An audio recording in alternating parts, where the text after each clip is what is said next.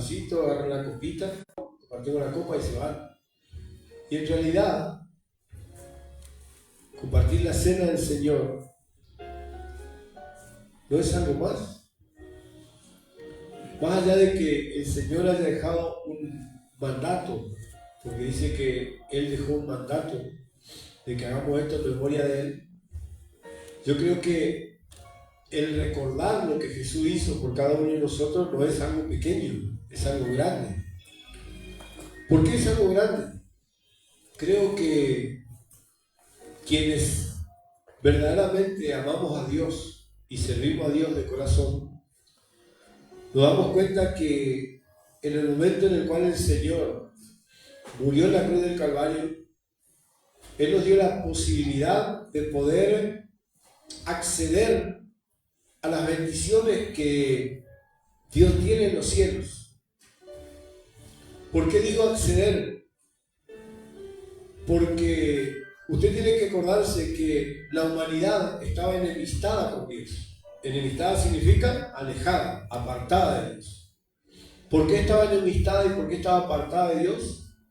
Estaba enemistada y apartada de Dios por el hecho de que a causa del pecado de Adán y Eva, todos fuimos destituidos de la gloria de Dios, dice la palabra.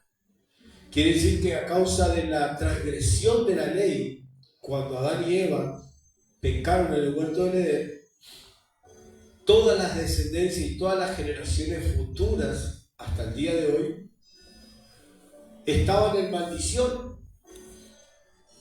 Cuando el Señor se apiada y siente misericordia de la humanidad, la palabra de Dios dice que Él envía a su Hijo unigénito, Jesucristo de Nazaret, a ponerse en lugar nuestro. Significa que la culpa, el castigo y la condenación que tenían que caer sobre mi vida, no cayeron sobre mi vida, gracias a que Jesús se puso por mí y se puso por usted. ¿Cuántos dicen amén? Ahora, la palabra de Dios es fiel y es justa y no se equivoca en nada. Eso es lo bueno. Los seres humanos somos de equivocarnos, somos de errarle, somos frágiles. Los seres humanos somos vulnerables a las situaciones, pero la palabra de Dios no se basa, ni se jacta, ni se ejecuta por sentimiento, vulnerabilidad y por emociones. La palabra de Dios es la palabra de Dios y la palabra de Dios se va a cumplir siempre. Todo comienza en el momento en que Jesús toma la gran decisión de venir acá a la tierra a morir en esa cruz, siendo un hombre justo y sin pecado. No dice la Biblia cómo fue, pero me quiero imaginar yo que en los cielos el Padre y el Hijo tuvieron una linda charla. Y seguramente en esa charla Jesús, con todo el dolor en su corazón de conocer el problema y la aflicción de la humanidad, decide con su Padre, Jehová Dios de los ejércitos, venir a la tierra a morir por culpa de nuestra transgresión. ¿Usted puede decir, por favor, mi transgresión? Porque dice la palabra que todos fuimos destituidos de la gloria de Dios a causa del pecado que habitaba en nosotros. ¿Y por qué digo habitaba? Porque cuando Jesús muere en la cruz del Calvario, Él arrebata los decretos que nos eran contrarios, dice su palabra. Y Él dice que exhibiendo a los principados y las potestades, los humilló públicamente, triunfando sobre Él en la cruz del Calvario. Entonces, si nosotros nos ponemos a pensar un poquito, nos damos cuenta de que Jesús es por lejos el artífice primario de todo lo que acontece en esta tierra. Usted y yo fuimos redimidos, usted y yo disfrutamos de vida abundante, usted y yo podemos acceder a un milagro físico, a un milagro emocional, podemos acceder a un milagro económico por el simple hecho, escuche bien, de que Jesús un día decidió morir en la cruz del Calvario. Pero antes de morir, Jesús tuvo una charla con sus discípulos. Dice que estando ellos en la mesa, compartiendo la última cena del Señor, con el Señor, perdón, dice que Jesús les dejó como un mandato el participar de la Santa Cena o de la Cena del Señor. Por eso yo decía que este día, principalmente yo, hablo por mí, sería como un día tan especial como el día en que nací. ¿Y por qué digo como el día en que nací? Porque yo una vez nací naturalmente y una vez nací espiritualmente.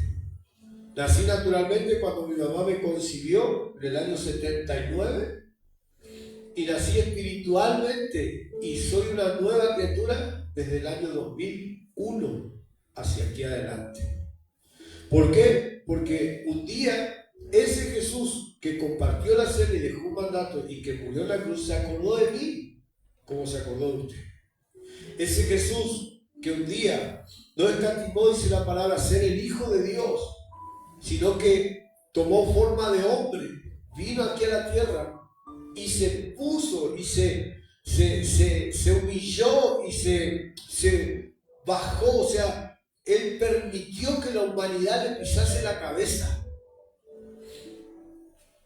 Cuando el apóstol Pedro le corta la oreja al centurión en el monte de los olivos, en el monte de la transfiguración, dice la palabra de Dios que Jesús le dice: no, Pedro, si yo quisiera, con un chasquido de dedos, oraría a mi Padre y mi Padre enviaría legiones de ángeles a custodiarme.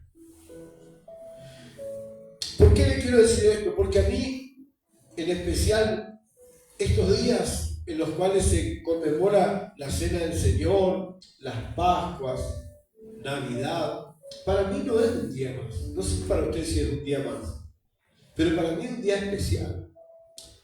Para mí es el día en que el Creador del universo, que no me debe nada, se acordó de mí, metió la mano entre lo más vil y despreciado de este mundo y me tomó a mí, me puso en lugares celestiales, dice la palabra, y me hizo coheredero de las riquezas de los cielos.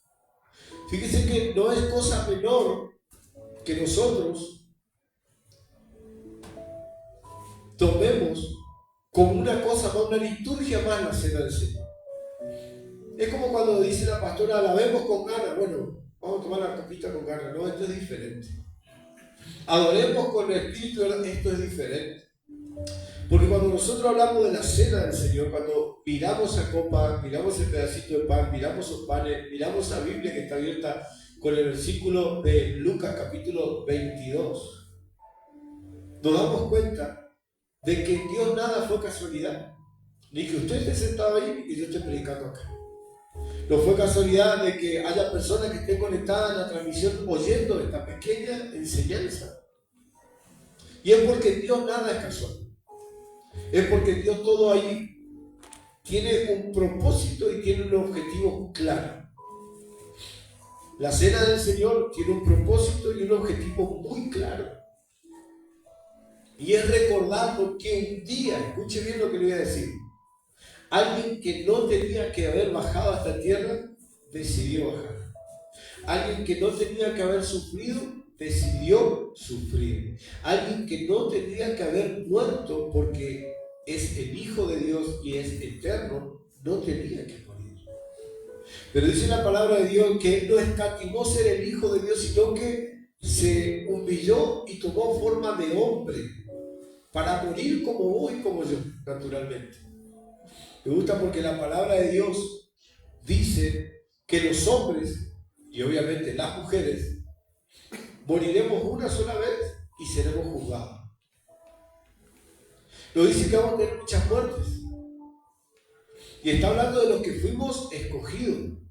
Porque los que no fueron escogidos y redimidos por la sangre de Cristo, los que no participan de la cena del Señor, los que no valoran lo que el Señor hizo en la cruz del Calvario, van a tener dos muertes. Primero, la muerte natural y después la muerte eterna. Pero nosotros, los hijos de Dios, vamos a tener una sola muerte y la vida eterna. Vamos a disfrutar de la mesa del Cordero y vamos a poder contemplar la gloria de Jesús con nuestros ojos. Por eso yo quiero comenzar esta enseñanza, esta predicación diciéndole que hoy, quien quiera participar, porque nadie está obligado, quien sienta en su corazón de participar, porque nadie puede decir, yo lo voy a hacer por obligación. Cuando tome la copita, cuando participemos de la cena del Señor, pueda pedirle a Dios que le traiga revelación a su corazón y a su espíritu de cuán hermoso e importante es poder estar en este lugar compartiendo la cena del Señor. ¿Por qué le digo? Porque el Señor este mandato no dejó para todos. Este mandato es para los elegidos, para los escogidos, para aquellos que fueron predestinados desde la fundación de la tierra y hasta el fin de la tierra. Por eso, iglesia, cuando usted participe en la cena del Señor, hoy y más adelante, todas las veces que Dios le dé la oportunidad de participar de una santa cena, sea aquí o donde usted haga, o si usted hace en su casa alguna vez con su familia, porque usted lo puede hacer, usted sea reverente, póngase delante de Dios con un corazón agradecido. Pero principalmente, ¿sabe qué?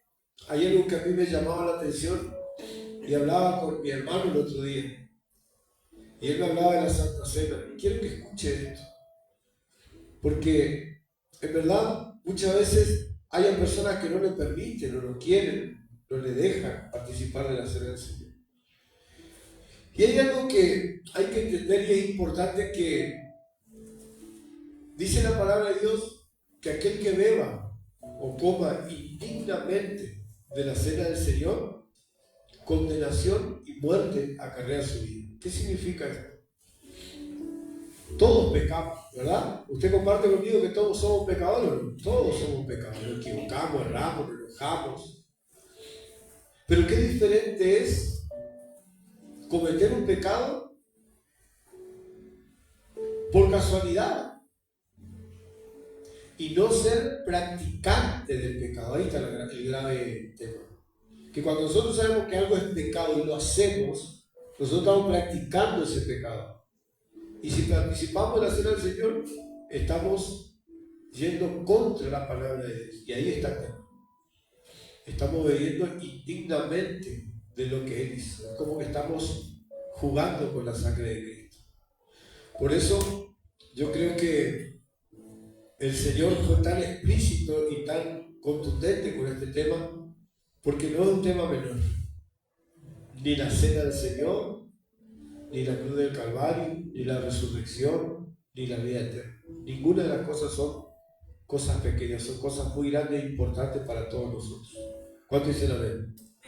Ahora, fíjese lo que dice Mateo capítulo 26, versículo 26 y 29. Dice: después de la Pascua, Jesús tomó pan, lo partió y dijo: tomad, comed, esto en mi cuerpo.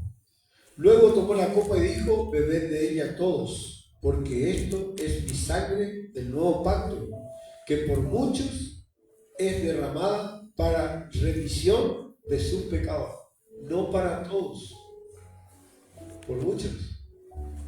O sea que esto quiere decir que no todos van a tener el privilegio de poder disfrutar de esto. Va a haber mucha gente que nunca en la vida va a poder tener una cena como la nuestra.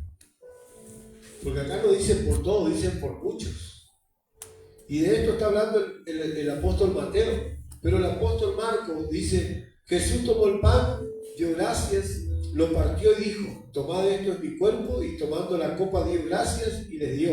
Y bebieron de ella todos. Y le dijo: esta es mi sangre del nuevo pacto, que por muchos es derramada.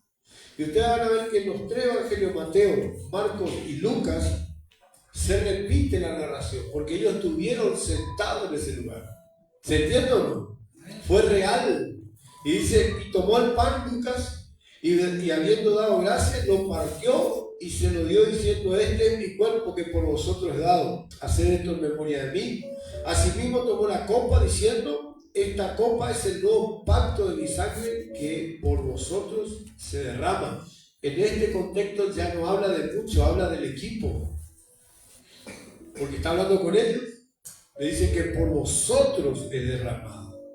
Entonces, si usted se pone a mirar un poquito, se puede dar cuenta que en las diferentes narrativas, cuando Jesús está hablando con sus discípulos y ellos son los que transcriben a través de la guía del Espíritu Santo, Él dice por muchos, no por todos. Para ustedes, no para todos. Y hoy yo le quiero decir eso de parte de Dios. Hoy usted participe porque Dios le está dando la oportunidad. Y algunos dirán, pastor, pero yo pequé. O pastor, yo practico algún pecado y deje de pecar. Porque el pecado le va a llevar a la muerte eterna. O sea, si sabemos que estamos haciendo algo que está mal delante de Dios, lo bueno que sería, Señor, perdón te pido hoy, quiero participar de esta cena y no voy a volver a cometer ese pecado y alejarse de ese pecado. Porque la realidad es que todos hemos pecado. Ahora la práctica del pecado nos aleja de Dios, no el pecado en sí. Dios nos ama. ¿Usted comparte esto conmigo, sí o no? ¿Amén? Amén. Dios nos ama. Pero Dios no nos quiere como estamos. Hay una famosa frase en la internet que dice: Dios te ama tal cual sos y Dios te quiere tal cual sos. No, Dios te ama por lo que sos, pero quiere que cambies tu estilo de vida. Él no es que, bueno, no importa, pecá y yo te sigo amando, haz lo que vos quieres y te sigo amando. No. Dios nos ama, pero Él desea con todo su corazón que nuestra vida cambie, que no sigamos metidos en el pecado. Yo me acuerdo cuando me casé, cuando seguimos con mi esposa, con la pastora casarnos, nosotros teníamos 20 años, no, 24 años. Y la realidad es que quisimos poner en orden eso. No tuvimos una gran fiesta y nos casamos. Tuvimos que dejar de rogarle a Dios y practicar los principios. Tuvimos que dejar de hacer cosas que estaban mal, mentir, engañar, manipular. Hay personas que lo hacen a veces y hay personas que viven usando el engaño, la manipulación y la mentira como un estilo de vida. Y vienen a la iglesia y levantan la mano y adoran y no, a Dios no le gusta eso, o sea, Dios no acepta eso, no es que, ay, Dios me quiere igual, yo vengo a adorar y me voy y Dios me perdona, no, Dios te perdona la primera vez, la otra vez Dios te está esperando que vos cambies. Es por eso que hay que ser sabio, diga conmigo, hay que ser sabio. Ahora, el apóstol Pablo, que no estuvo en esa cena, escuche lo que le digo, el apóstol Pablo, que no estuvo en esa cena, porque el apóstol Pablo viene y sale después de la muerte de Jesús. El Señor se le aparece al apóstol Pablo y el apóstol Pablo dice que cayó en tierra, estuvo ciego 3 días, que fue a Ananías, habló con él, el Espíritu de Dios le sacó las escalas y él empezó a ver y empezó a ser uno de los apóstoles por comisión del Señor.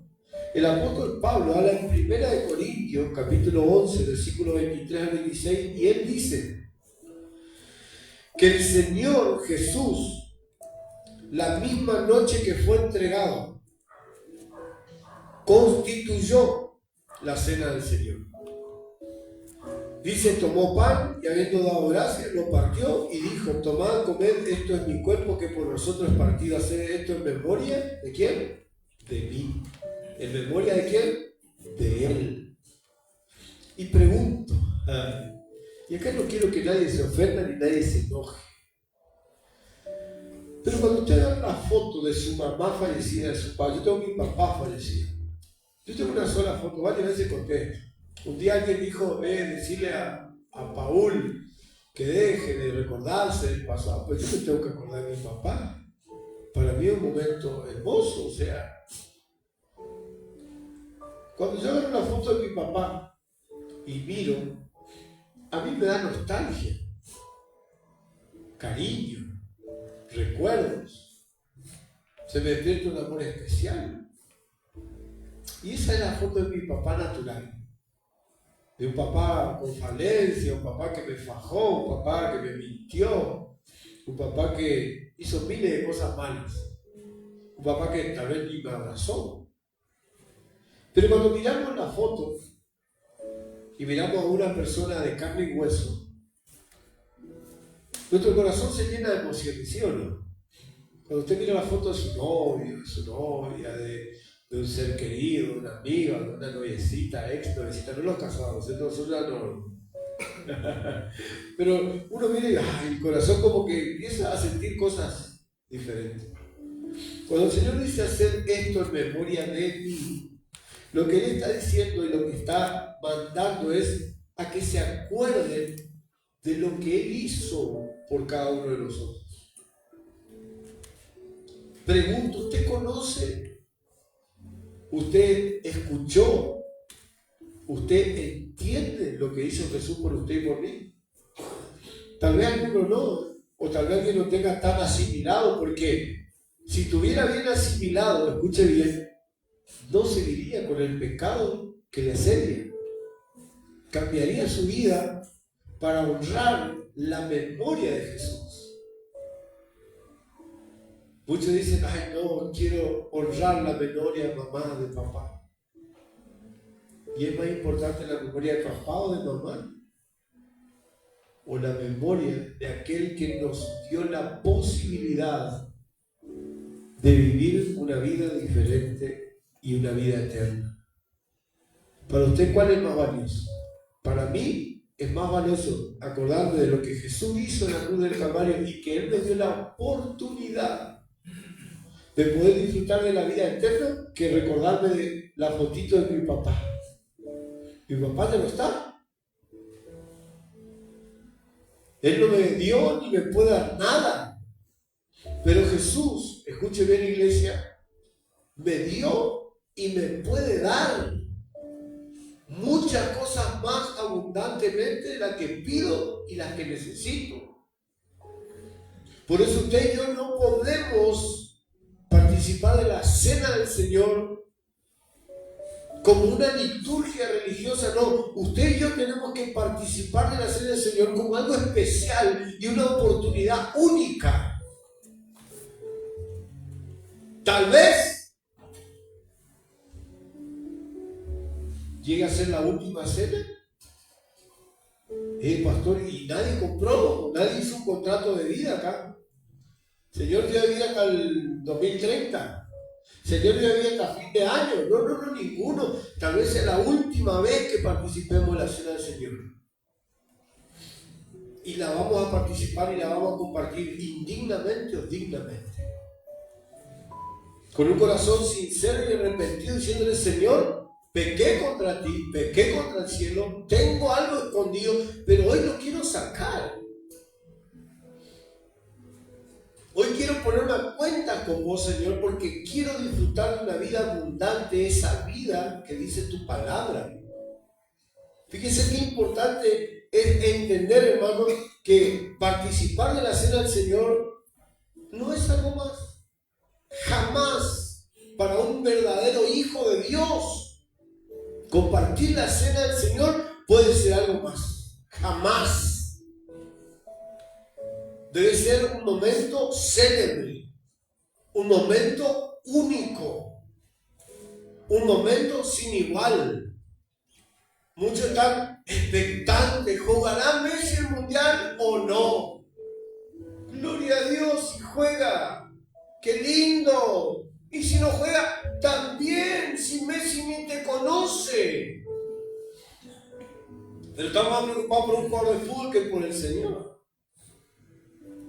Estamos preocupados por el cumpleaños de un amigo que por honrar a Dios. Esa es la iglesia de hoy día. La iglesia que se preocupa más por las festividades mundanas que por un culto. Veo a muchos predicadores y analizo las predicas. Yo no me como cualquier verso, conozco la palabra de Dios. Y la mayoría o la gran mayoría de los predicadores están compartiendo un mismo mensaje. La iglesia se está enfriando. Wow. ¿Es bíblico? Es bíblico. Solo tengo una cosa contra ti, que has perdido tu primer amor. Yo me acuerdo que cuando agarraba el pancito y la copa, en mis primeros días de cristiano, cuando ese amor era, no digo que hoy esté apagado ni nada, pero era diferente, hermano. Tal vez la situación, la circunstancia, el tiempo, la demanda, la ocupación, no sé qué. Pero para mí, participar de la cena del Señor cuando recién me convertí, era como cuando me invitaban a jugar al fútbol, a comer un buen asado, era algo hermoso, algo apasionado. Pero hoy vos decís en la iglesia, ¿hay Santa Cena? Santa Cena. Y en realidad, Jesús dejó este mandato para que nuestra mente natural, que se olvida fácil de lo espiritual, escuche, haga un remember, vuelva al pasado y diga, qué hermoso era participar en la cena del Señor cuando me enamoré de Dios. Qué hermoso era orar a Dios cuando me enamoré de Dios. Qué lindo era leer la lectura de la palabra cuando me enamoré de Dios. Y es por eso que no digo todas, porque no hay que generalizar, ¿no es cierto? Pero la gran mayoría de iglesias está notorio la falta de compromiso y de amor con Dios. El congregarse por rutina, no por un compromiso o un amor genuino por Dios. Y alguien dijo, pastor, pero la pandemia nos enseñó que no tenemos que estar entre las cuatro paredes. Está bien y es real. Está bueno, la pandemia tiene su parte buena y su parte mala. Pero la palabra de Dios dice, y no dejando de congregarse, como tienen por costumbre muchos. O sea, en realidad, Dios nos redirecciona o nos direcciona a que tenemos que tener por costumbre congregarnos. Porque dice, allí Dios derrama bendición y vida abundante, vida eterna. Entonces, la realidad es que congregarnos es bueno. Diga conmigo, es bueno. Participar de la cena del Señor es bueno. Orar es bueno. Leer la palabra es bueno para nuestra vida espiritual. Quiero que mi vida espiritual vaya creciendo, se vaya desarrollando. Quiero ser el día de mañana un hombre o una mujer de Dios. Y aquí quiero detener un instante, porque algunos dicen hombre o mujer de Dios, ya quiere decir el pastor, la pastora, la profeta. No. Usted como varón, usted como mujer, cuando tenga una familia, usted no tiene que ser un buen esposo.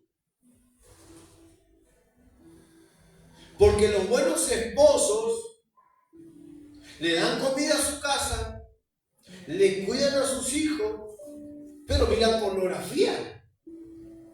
Miran a la mujer que no es suya. Hay buenas esposas. Sí. Pero mujeres que desean el marido ajeno, que sus ojos están contaminados porque no pueden frenar los ojos. ¿Son buenos maridos y buenas mujeres? Sí, porque no cayeron en adulterio todavía. ¿Es un buen hombre? Sí, porque le da comida a su familia, le cuida a su familia. Ahora yo le pregunto, iglesia, ¿un hombre de Dios o una mujer de Dios consumiría pornografía?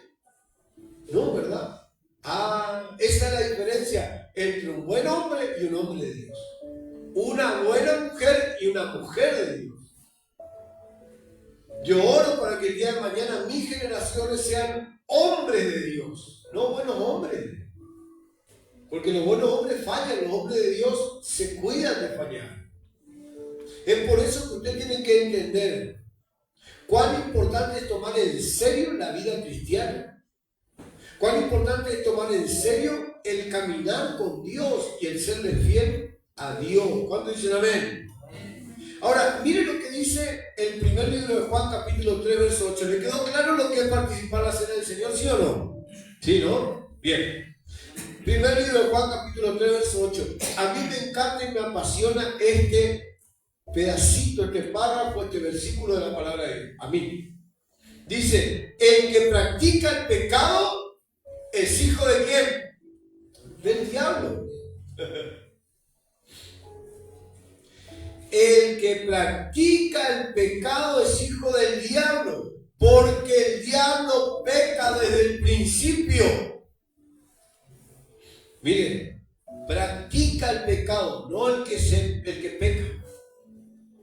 Pecar es que tuve un problema matrimonial, un problema con mi hijo, me saqué, le fajé, me llené de ira. Ese es un pecado momentáneo, que no se te haga un hábito de vida, porque eso es la práctica del pecado. ¿Me está acá? Bueno, mira, acá dice bien clarito, el que practica el pecado, ¿qué es? Hijo del diablo. Porque el diablo peca, lo dice pecó. ¿Peca desde cuándo? Desde el principio. ¿Sí? Pero dice, para esto apareció el Hijo de Dios, para deshacer. ¿Para qué apareció Jesús? Para deshacer. ¿Para qué apareció el Señor? Para deshacer las obras del infierno, las obras del diablo. Escuche, ¿para qué vino Jesús? ¿Para qué dejó el mandato de la Santa Cena? ¿Para qué Jesús murió en la cruz de Calvario y resucitó? Para deshacer las obras del diablo. Ahora le hago una pregunta y contéstese. Si dice deshacer, quiere decir que ya había algo hecho.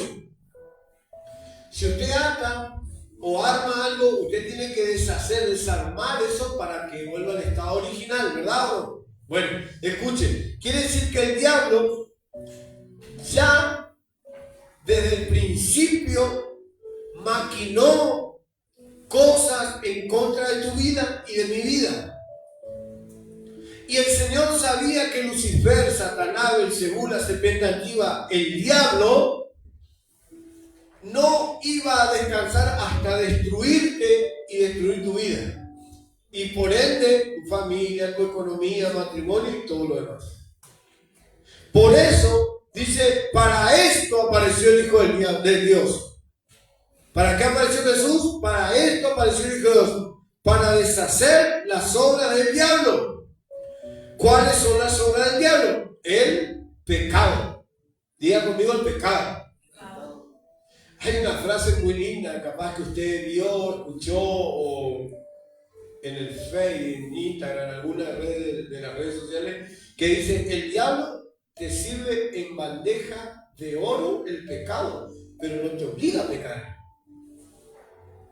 Peca el que quiere. ¿Amén o no?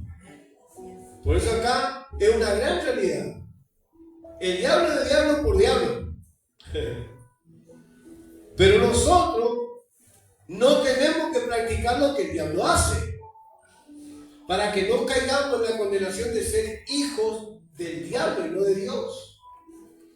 Por eso la palabra, si no me equivoco, en el libro de Santiago dice, no todos son hijos de Dios, muchos son hijos del diablo. Y aún hay muchos que están sentados en la iglesia y aún sentados en la primera fila que no son hijos de Dios, porque practican el pecado. ¿Cuántos dicen ayayita? Decirle al lado, ayayita. ¿Amén o no? ¿A cuánto le está oyendo la palabra? A mí no me duele y a usted tampoco le debería doler, porque no es una palabra de látigo, una palabra de redireccionamiento, o es una palabra de reflexión para saber dónde estamos parados.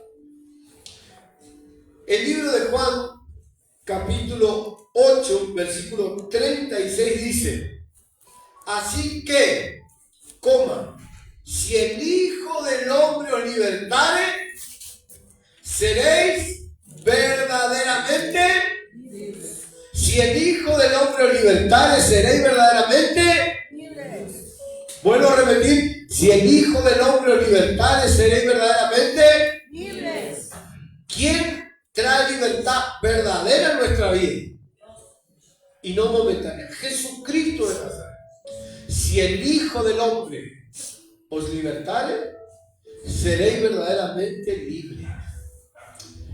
Esto quiere decir, y nos da la sensación, y a usted le tiene que dar la sensación de que hay diferentes libertades. Hay algunas libertades que son momentáneas, pero no son duraderas. Por eso el Señor Jesús dijo, mi paz dejo, mi paz doy. Yo no la doy como el mundo la da. La paz del Señor es duradera. La paz del mundo y de las cosas del mundo que pertenecen al diablo son momentáneas. Es por eso que hay personas que practican el pecado, hay personas que viven una doble vida, una doble moral, una doble ética, que no valoran el sacrificio que Jesús hizo en la cruz del Calvario y por ende no son hijos de Dios, son hijos del diablo. Pero escuche lo que a mí me llama la atención aquí. El Señor dice, para eso apareció Jesús. ¿Para qué apareció el pastor Jesús? Para deshacer lo que está operando en la vida de esa persona. Si hay un pecado de adulterio, oculto, practicante, porque tengo mi mujer, tengo mi familia, pero tengo una amante oculta, Dios conoce eso. Dios no puede ser burlado. ¿Cómo puedo ser libre de eso? Solo no se puede. Con una terapia no se puede. Con un psicólogo no se puede. Eso es momentáneo porque proviene del mundo. ¿Cómo puedo ser libre verdaderamente, pastor, de eso? Si el Hijo del Hombre os libertare, seréis verdaderamente libres. ¿Cómo eso, pastor? Ponete en la mano de Dios. Pedile ayuda a Jesús y Jesús te va a dar la salida. Pero escuche bien lo que le voy a decir. Jesús no tiene que conquistar nada. Jesús ya conquistó todo para usted. Jesús ya libertó y rompió las cadenas por usted. Usted no tiene que hacer nada, solo tiene que seguirle a Jesús. Si usted le sigue a Jesús, si usted es fiel al llamado que Dios hizo a su vida, usted puede disfrutar de los beneficios de la cruz del Calvario. Jesús no murió en vano. Jesús murió con un plan y un propósito que era redimirle de culpa, condenación y pecado. Usted y yo fuimos justificados a pesar de que somos pecadores. Él murió en la cruz y dice la palabra de Dios que Él humilló, expuso a los principados y a las potestades y los humilló públicamente, triunfando sobre ellos. El Señor no tiene que volver a triunfar, Él ya triunfó. Lo que nosotros tenemos que hacer es meternos en la brecha, cambiar el estilo de vida y empezar a ponernos en la mano de Él, porque Él es el que nos va a dar una verdadera victoria y una verdadera vida nueva. ¿Amén o no? ¿Qué dice el libro de Romanos capítulo 3 verso 23? Por cuanto todos pecaron. ¿Cuántos hay aquí que no pecaron? Todos pecaron. Están destituidos de la gloria de Dios. Era imposible para el hombre recibir favor de Dios. Pero Jesús abrió la puerta. Jesús quitó el velo. Jesús nos dio libre acceso. ¿A dónde? Al trono de la gracia. Jesús se encargó, hermano, a través de morir en la cruz, de correr, de quebrantar el velo que nos impedía tener conexión directa con Dios. Es por eso que si usted se pone en la mano de Dios y clama a Dios, Dios le va a responder. Y Dios va a traer libertad a su casa, libertad a su familia, restauración a su hogar. Pero la clave no es ni el pastor, ni la pastora, ni ningún miembro de la iglesia La clave está en que usted aprenda de que si el Hijo de Dios te liberta, será verdaderamente libre. Y que si Jesús tiene el control y el dominio de tus situaciones, vos y yo podemos acceder al favor de Dios en los cielos. ¿Qué estás esperando? La pregunta. Mano a la obra. ¿Cómo podemos cambiar esa situación? Metete a buscar a Dios. ¿Cómo puedo ser libre de esta opresión? Pedirle a Jesús que te liberte. Jesús nos reconcilió con el Padre a través de la cruz, a través de su sangre. Nos reconcilió. Era imposible que nosotros hagamos eso, pero Él, en su gran amor y en su inmensa misericordia, se puso por usted y por mí en esa cruz. La cruz simboliza no solo salvación, sino la vida libre del pecado y la vida abundante aquí en la tierra. ¿Usted disfruta la vida abundante o no? Una cosa es tener una vida limitada y otra cosa es vida abundante. ¿Qué es abundante? Más de lo que necesito. Diga conmigo, más de lo que necesito. ¿Tiene más de lo que necesita? Está disfrutando de la vida abundante. Está viviendo en escasez, pobreza, miseria, limitación, no puedo, no llego, no. Está viviendo una vida escasa. Ahí no está Dios. ¿Cómo puedo saber si Dios está conmigo? Porque tengo vida abundante. Abundante salud, abundante bienestar, abundante felicidad, abundante amor, abundante coironía, abundante economía. Por eso, hermano, permitan a Jesús que Él deshaga lo que está mal en su vida. Hoy usted tiene una posibilidad. Cuando vamos a participar de la cena del Señor, primero recuerde lo que le dije, hágalo con reverencia. Pídale perdón a Dios por su pecado y comparta la cena. Y no vuelva a cometer el mismo pecado. Segundo, dígale, Señor, a mí me cuesta esto, deshacer esto en mi vida. Porque si te cuesta, ya está hecho. No hay que deshacer, ya está hecho. Ahora lo que tenemos que pedirle a Dios es que desarme y que nos dé una vida nueva en Cristo Jesús. Termino con esto, Colosenses capítulo 2, versículo 14 y 15. Anulando el acta de los decretos que había contra nosotros. Digan por favor conmigo, contra mí. ¿Contra quién era? Exactamente, dice, anulando el acta de los decretos. ¿Qué es un decreto? Una ley. Pregunto, ¿quién le firmó esa ley a Lucifer, a Satanás, al diablo? En su principio, escuche bien, lo firmó Adán y Eva. Pero cuando Jesús muere en la cruz del Calvario, ya no está Adán y Eva. Estamos nosotros.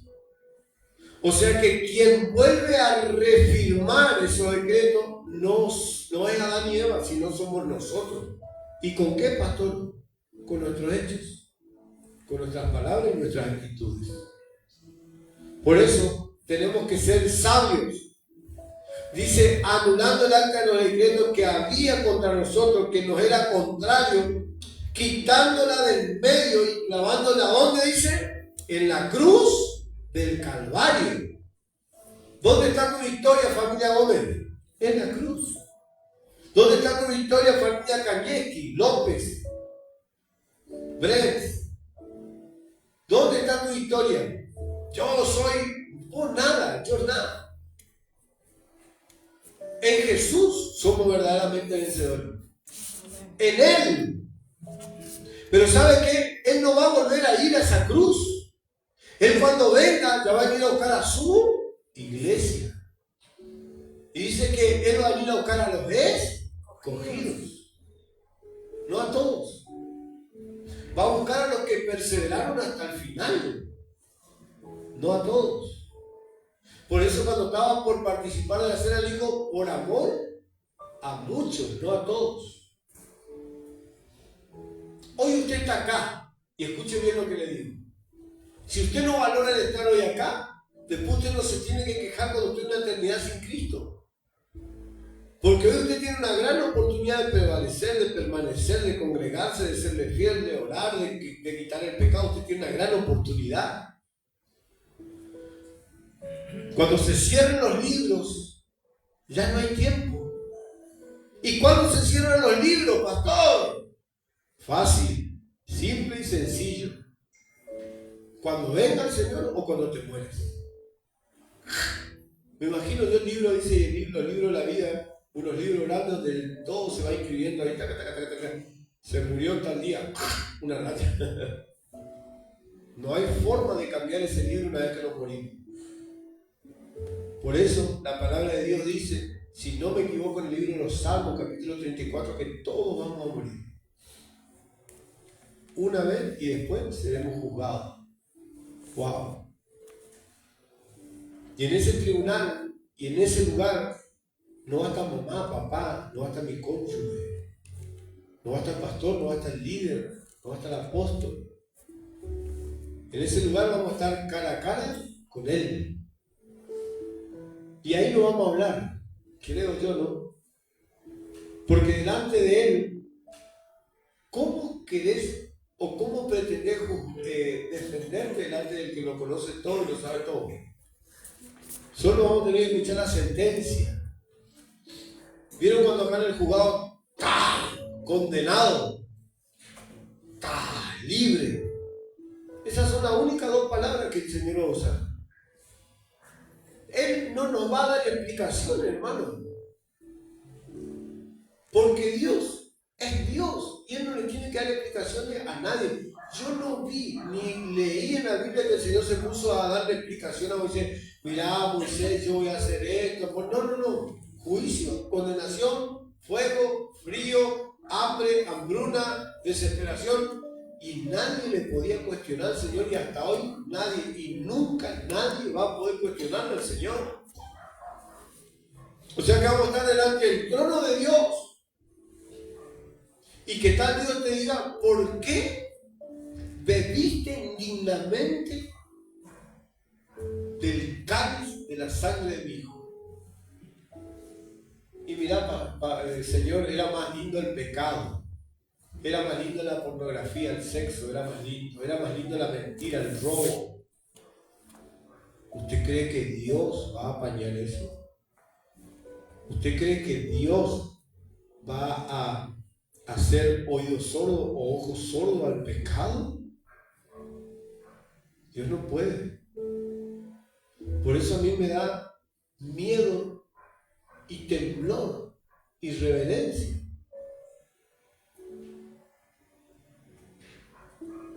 Porque solo Él sabe quiénes de los que estamos acá vamos a ser salvos y quiénes no. Por eso Él insta a hacer las cosas bien hasta el último día. Y después decide Él. Decir a tal lado, hermano, vamos a la vida eterna. Decir. Hermana, vamos a la vida eterna. ¿Qué significa esto? Significa que Jesús, a través de su sacrificio de amor en la cruz, derrotó y desarmó las fuerzas espirituales malignas. Cuando Él exhibe los principados y se burla de todo ello y los humilla, Jesús lo que hizo fue quitarle toda autoridad sobre tu vida y mi vida. ¿Sí o no?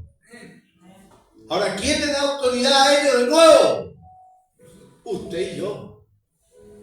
Es como que vos y yo pisoteamos la sangre y digamos, a mí no me importa que Jesús haya hecho esto, me ame, a mí no me importa.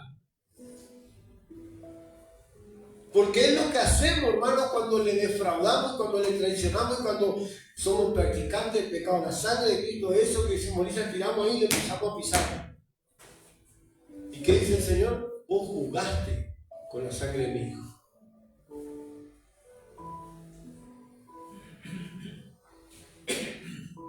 Jesús es el único que pudo desarmar lo que Satanás ya había tramado. por el legado que Adán y Eva le habían dado sobre tu vida, pero también Jesús es el único que puede desarticular las artimañas del diablo contra tu vida por lo que vos estás haciendo hoy y por lo que hago yo hoy. ¿Qué hacemos? Diga conmigo, vamos a buscar un rumbo. Diga, vamos a buscar un rumbo diferente. ¿Cómo? Permaneciendo firme en el llamado que Dios hizo a nuestra vida. Firmes. Ni a derecha ni a izquierda, ni atrás adelante. Firmes. ¿Por qué? Porque así lograrás obtener todo lo que Jesús ya conquistó en esa cruz. Porque hay muchos cristianos pobres, mendigando. Porque hay muchos cristianos que vienen enfermos. No digo que la enfermedad no sea parte de la vida diaria, pero hay muchos que viven enfermos. Porque hay muchos cristianos que andan mendigando un plan social. Porque hay muchos cristianos que andan mendigando trabajo. Es simple, no permanecen en él. Buscan la bendición en el mundo. Buscan la bendición en el hombre. Buscan la bendición en una entidad social. Buscan la bendición en un presidente, en un gobernador, en un concejal, en un diputado. Busquen su bendición en Dios. Ahí está la verdadera bendición. Que no vaya a ir nunca tristeza a su vida y que todo el tiempo le va a dar paz abundante. ¿Amén o no? No quites jamás tus ojos de la cruz. Fíjense que el apóstol Pablo con estos cielos dice: puesto mis ojos en Cristo.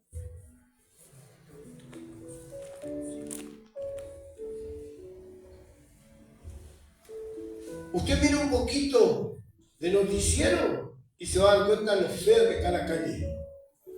El otro día hablaba con mi familia y decía: yo no quiero salir, no porque tenga miedo. No tengo miedo. Porque como yo siempre digo, el mundo está cada día peor. La sociedad cada día más caótica. Por 2 pesos te matan. Me quedo en mi casa tranquilo. Si no tengo necesidad en la calle, no salgo. No quiere decir que no confíe en Dios. No quiere decir que Dios no me guarde. Lo que quiere decir es que hay que ser sabios y cuidarse. Cuide su salud, cuide su salud mental, cuide su casa, cuide su familia, cuide sus hijos. Valore lo que tiene. Conclusión: si quieres vivir de manera exitosa y diferente, permanece en Él y dará fruto en abundancia. Pero de los frutos buenos, no de los malos. Porque muchas veces decimos: estoy dando frutos. ¿Qué fruto está dando? De amor, de unidad, de esperanza, de empatía, coironía. O está dando frutos de desacuerdo, de discordia, chisme, habladuría, queja. En Dios, amados hermanos, tenemos que ser cartas leídas. Que en tu vida y en mi vida la gente encuentre un manantial, un oasis de refrigerio. Que la gente cuando hable con vos no diga: ay, no, me tiró 1000 pálidas, me dio 1000 esperanzas en Cristo. Pero para eso, los que tenemos que estar firmes somos nosotros. ¿Amén o no? Así que la palabra de hoy, amado hermano, es: valoremos esto y permanezcamos en Cristo. Porque nadie en esta tierra nos va a dar lo que Dios nos puede dar. ¿Cuántos dicen amén? ¿Se anima a ponerse de pie? Vamos a participar de la cena.